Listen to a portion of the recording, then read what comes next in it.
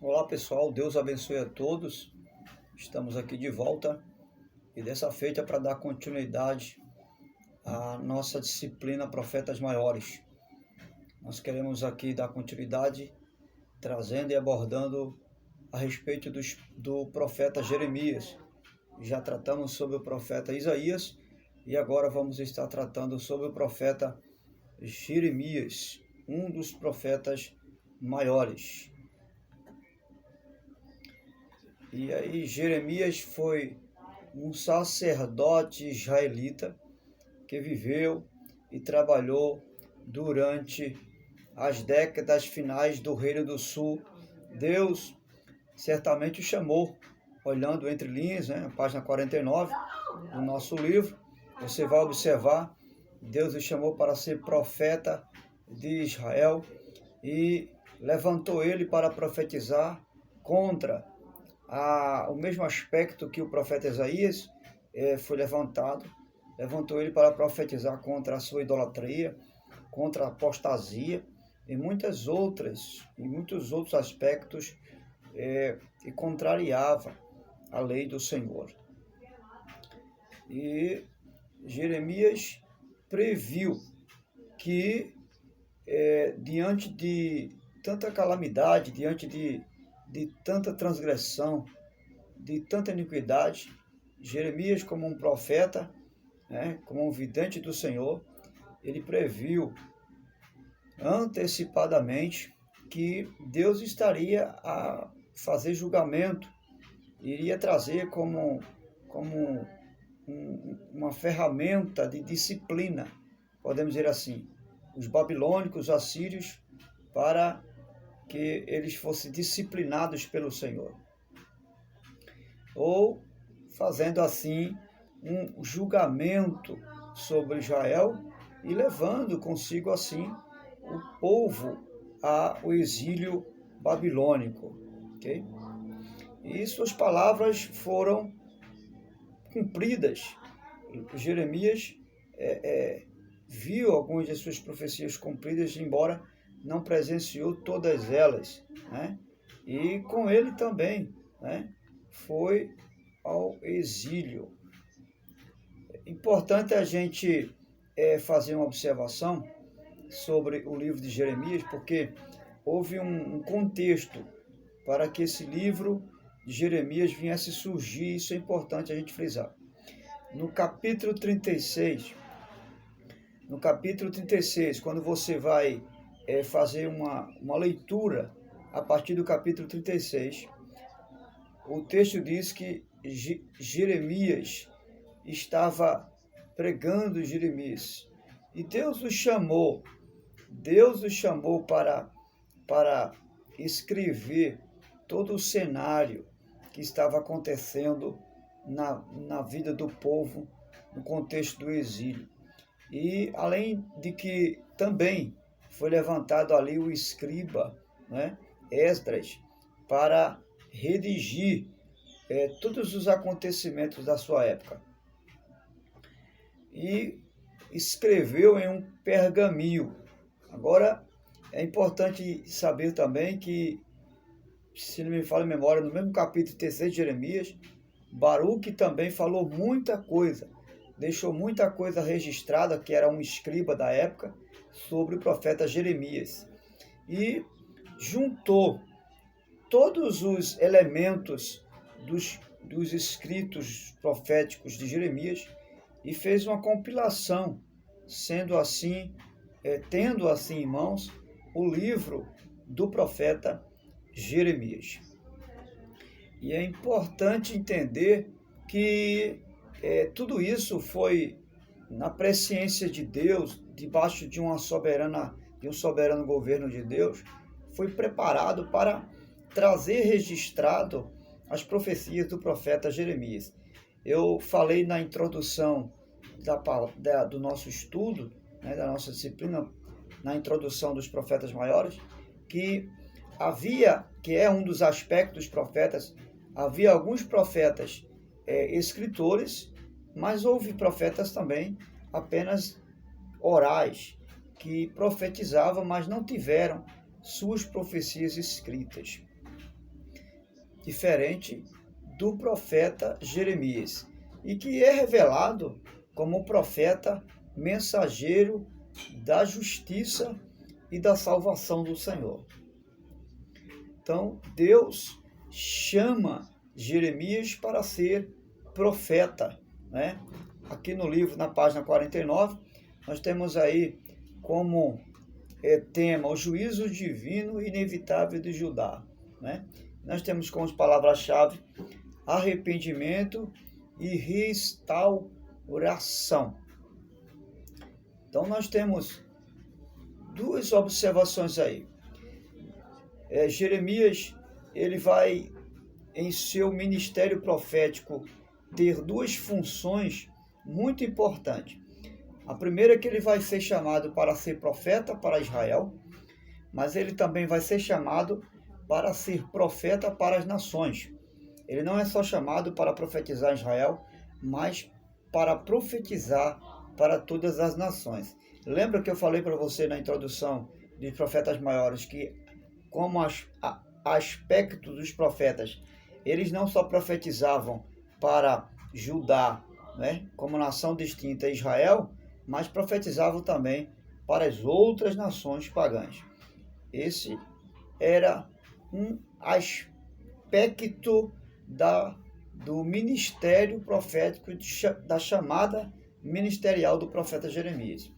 E é interessante identificar também que é um aspecto importante no seu ministério, que é que a sua mensagem, a sua palavra como profeta, ela vai servir não só como para plantar, não é? Mas como também para arrancar. Jeremias vai ser um profeta que vai semear semente para que ela brote e venha nascer uma semente de esperança, de expectativa para o futuro, mas ele também vai trazer uma mensagem que vai arrancar muitas coisas do meio do povo como algo que Deus não se agrada. Então, esse é um aspecto do profeta Jeremias. E é interessante entender que o seu chamado, tanto quanto o de Isaías e de outros profetas que vamos trabalhar ainda, nós vamos observar que é para avisar, né, que é o aspecto do atalaia, né, na definição de profeta. Lá na introdução eu falei sobre isso. Ele vai ser levantado por Deus para avisar ao povo dos seus pecados, certo? Comunicar ao povo os seus pecados, mas também vai trazer ao povo a consequência desse pecado, vai avisar sobre o juízo vindouro que está por vir de Deus por causa do pecado do povo. Porém, o mesmo profeta que traz uma mensagem de repreensão, apontando para o pecado do seu povo, e que traz ao mesmo tempo uma mensagem de juízo, mostrando que Deus vai julgar eles, esse mesmo profeta também traz uma mensagem de esperança, uma mensagem de transformação, uma mensagem de arrependimento para o povo. Então isso é muito importante entender. Essa passagem, essa primeira parte introdutória a respeito do profeta Jeremias, vai do capítulo 1 ao capítulo 20. Então, esse cenário é o cenário que acontece, o chamado do profeta, para que o profeta foi enviado, né? Por que a mensagem do profeta foi proferida, em que contexto o povo estava vivendo, e foi um aspecto da introdução dos profetas maiores. Exatamente isso, do capítulo 1 ao capítulo 20 do profeta Jeremias. E aí nós vamos perceber que antes do exílio, não depois do exílio, antes do exílio, você vai observar que existe uma coleção já escrita pelos escribas, né, de Jeremias, bem antes do exílio. Por que isso? Porque, se não me falha a memória, no capítulo 10 de Daniel, entre o capítulo 9 e 10 de Daniel, você vai encontrar o profeta Daniel ele vai despertar, porque quando ele começa a ler alguns rolos dos pergaminhos do profeta Jeremias, ele vai entender que os 70 anos das suas profecias a respeito do exílio de Israel já tinham se cumprido. Então, isso mostra e prova que havia já alguns livros escritos antes do exílio acerca de Israel. E a gente vai observar que Israel, em relação à aliança, eles comprometeram totalmente, quebraram o acordo feito com Deus diante da sua lei. E diante disso, o profeta Jeremias é levantado para repreender a nação de Israel. E é muito importante nós entendermos essa realidade do povo judeu. E a gente vai observar que se tornaram pagãos, um povo pagão.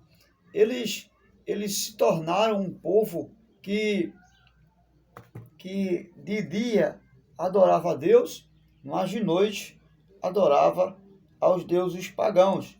Isso por quê? Porque na sequência dos capítulos de Jeremias, você vai observar que o povo se tornou idólatra, o povo se voltou para os deuses pagãos, dos quais Deus havia chamado a eles a atenção. E essa idolatria, ela foi colocada diante do profeta Jeremias como um adultério, não é? Então o profeta Jeremias vai acusar eles como um ato de adultério, os tipos variados de idolatria que eles estão cometendo ali diante de Deus e diante da sua palavra. Vai repreender também da sua infidelidade, vai repreender eles, acusar os líderes de Israel, especificamente os anciãos.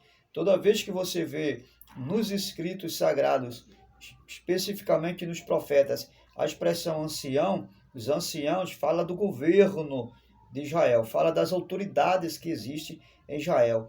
E o profeta Jeremias também ele vai profetizar contra esses anciãos que desobedeceram à lei do Senhor, viraram as costas para a aliança, para a Torá, e isso levou eles a um desenfriamento no que diz respeito à injustiça social. Tornaram-se injustos socialmente. Por exemplo, estavam extorcando as viúvas, explorando as viúvas e os órfãos. Estavam roubando aquilo que era mesmo, até mesmo de Deus, no que diz respeito ao culto e às leis cerimoniais. E os pobres, os frágeis da época, os estrangeiros estavam sendo injustos com eles. Eles estavam extorcando, roubando, estavam agindo de má fé com aquelas pessoas. Até os estrangeiros eram roubados pelos próprios sacerdotes. Imagine que cenário deplorante, deplorável, né, em que se encontra o povo de Israel e os sacerdotes. E é interessante observar que não havia nenhum temor dos líderes. Não havia nenhum temor dos líderes. E no capítulo 7, né, nós vamos observar que os israelitas estão vindo ao templo adorar ao Senhor. Eles vinham adorar o Senhor no templo. Só que existem duas facetas aí muito interessantes. Eles iam adorar o Senhor no templo, faziam exatamente como o Senhor havia ordenado, mas do lado de fora do templo fazia tudo errado. Que coisa, né? Será que nós não somos assim? Será que dentro do templo nós temos aquela formalidade de culto, né? Nós formalizamos um espírito de adorador, mas do lado de fora nós contrariamos todo o princípio que Deus estabeleceu para a nossa vida. Assim eles estavam vivendo. E é interessante que até do lado de fora do templo, alguns israelitas estavam e eu me refiro aos líderes, estavam adotando um certo estilo de culto pagão, como um sacrifício de crianças. Veja até que ponto o povo de Israel, né, eles têm um comportamento totalmente rebelde diante do Senhor. Além de estarem contrariando a lei do Senhor, eles estão, de fato, vivendo os preceitos pagãos, né, nesse sentido. Então, o profeta Jeremias vai profetizar, ele vai levantar uma voz profética e é muito contundente quando ele diz que o Deus de Israel está vindo e está vindo para julgar o pecado de Israel e vai repreendê-los, vai destruir o próprio templo que construíram para adoração e vai entregar eles nas mãos dos inimigos. Que coisa, não? E Deus enviaria um exército, e que é o exército babilônico. E quando a gente começa a ler o livro, os escritos de Jeremias, o profeta Jeremias está falando exatamente do exército babilônico que haveria de vir. E aí, quando esse acontecimento surge, tanto no contexto da profecia, como no contexto da invasão babilônica dentro das portas de Jerusalém, no capítulo 20, eles não voltaram para Deus. No primeiro ano do reino babilônico, Deus, que é Nabucodonosor, que está agora no comando como um império babilônico, Deus manda o profeta Jeremias anunciar, que o exército babilônico está vindo, chegando em direção ao povo de Jerusalém. E todos estarão sendo agora punidos por Deus. E é interessante que o profeta Jeremias vai trazer uma ilustração a respeito dessa disciplina que Deus vai tomar em relação ao seu povo. Jeremias vai dizer que isso está acontecendo como um cálice de vinho que está transbordando e chegou ao seu limite diante de Deus. Ou seja, a ira de Deus está agora sendo derramada sobre esse povo. E Deus fará com que as nações e Israel beba desse cálice, que é o cálice da sua ira. E aí é muito importante, é muito interessante nós observarmos que todo esse processo de invasão dos inimigos em atacar Jerusalém, tudo isso vai se culminar e vai ser a continuação do processo da leitura que se faz do profeta Jeremias. Então, no capítulo 26 a 25, há a invasão dos babilônicos a Jerusalém. E as outras nações também, porque Jerusalém não há uma só invasão a Jerusalém, mas há invasão também às outras nações. Então, daí por diante você vai observar que Jeremias, ele vai viver um cenário profético de advertência até os últimos limites, até as últimas instâncias em que o povo ainda não é atacado pelos babilônicos, para que eles pudessem se arrepender, mas isso não aconteceu com o povo de Israel e muito menos com os líderes de Israel. Essa passagem, essas profecias de Jeremias, ela vai finalizar, ela vai se culminar, vai finalizar com toda essa perseguição, tanto com a profecia de juízo, de aviso contra o pecado e em relação às consequências do pecado, com a invasão dos babilônicos, ela vai se culminar dentro desse cenário de exílio, de invasão e de destruição de Jerusalém. vai estar totalmente destruída pelos babilônicos. E durante todo esse tempo, Jeremias também, ele é levado cativo para o Egito em decorrência de todo esse emaranhado de disciplina em que Deus está dando agora para o povo de Israel. Ele vai sofrer muito. Agora é importante observar que, como uma centralidade desses acontecimentos, está uma mensagem muito importante do profeta Jeremias para Israel. Jeremias, ele vai trazer, em meio a toda essa calamidade social, né? Em meio a todo esse castigo, a toda essa disciplina de Deus com Israel. O profeta Jeremias, ele também tem uma palavra de esperança para o povo. Há uma mensagem de salvação para o povo de Israel. Então, ele vai trazer uma expressão daquilo que Moisés também expressou após eles terem se rebelado contra Deus no deserto. Deuteronômio 30, ele vai dizer que Deus não abandonaria o seu povo. Deuteronômio capítulo 30. A mesma expressão que Moisés fala lá, Jeremias também fala nas suas profecias. Deus não abandonaria o seu povo totalmente.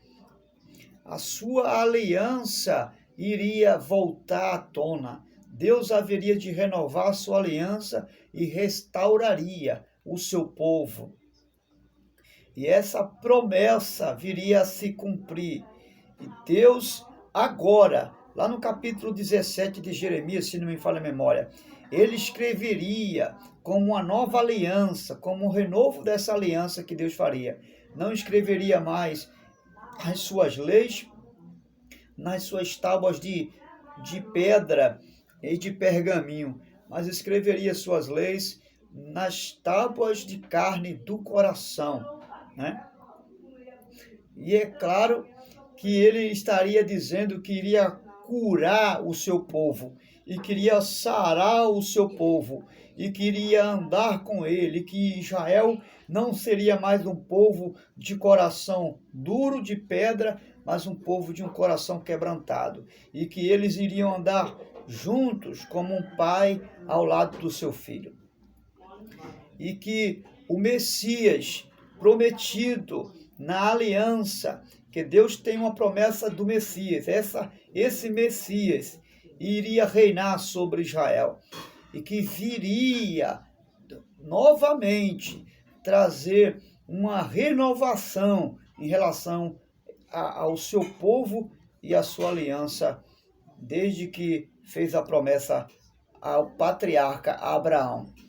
Então, Deus está revelando aí, em meio a toda essa circunstância, que a sua soberana vontade em relação à aliança que fez com Abraão, ela vai sempre prevalecer. Depois disso, nós vamos observar as muitas passagens onde os escritos do profeta Jeremias vai falar que Deus haveria de usar como ferramenta de disciplina para trazer o povo para ele, não para destruir, mas para trazer o povo para si, o povo babilônico, né? O Egito é um dos povos que Deus iria usar para castigar e trazer o seu povo, os babilônicos, assírios e muitos outros povos também, os Amon, Damasco e muitos outros povos. E é claro, esses poemas que nós encontramos nos livros proféticos de Jeremias, eles vão nos trazer uma revelação de que, embora Deus havia trazido um castigo sobre ele, mas Deus não permanece castigando o seu povo. Deus, ele tem sempre uma palavra de esperança, dizendo que essa disciplina não é para a morte, dizendo que esse castigo não é para a destruição, mas para que o povo se volte para ele, para que ele possa continuar sendo o seu Deus e o povo continue sendo o seu Deus. E nessa sequência de profecia, Jeremias vai continuar profetizando contra o pecado de Israel e vai mostrar quanto o seu pecado o havia afastado de Deus. E é interessante que em meio a tudo isso, em meio a toda essa situação que a gente observa, a gente vai observar que o livro de Jeremias vai finalizar com o ataque final dos babilônicos sobre Jerusalém, e que destruíram as cidades, destruíram os muros de Jerusalém, o próprio templo, e que desde o capítulo 1 ao capítulo 20, as profecias do profeta Jeremias havia se cumprindo. Agora, é algo bem interessante que o livro do profeta Jeremias, ele vai ser concluído com a prisão do rei Jeoaquim, que é o herdeiro da aliança de Davi, e o rei vai livrá-lo da prisão. O rei do Império Babilônico vai livrá-lo da prisão e convida a comer com ele na mesa e a viver ao seu lado o resto da sua vida, como um tipo de uma aliança pagã, né? A continuação desse enredo nós vamos ver nos próximos capítulos, a partir então do livro de Lamentações, porque o livro de Jeremias continua nas Lamentações de Jeremias, e isso na próxima aula veremos, em nome de Jesus. Deus continue abençoando a mim, abençoando a você, e que tudo isso possa trazer uma nova esperança de vida para aquilo que Deus traz para nós todos os dias e todas as horas. Grande abraço, bons estudos, e desejo que você tenha tido uma compreensão clara a respeito das profecias do profeta Jeremias. Deus abençoe.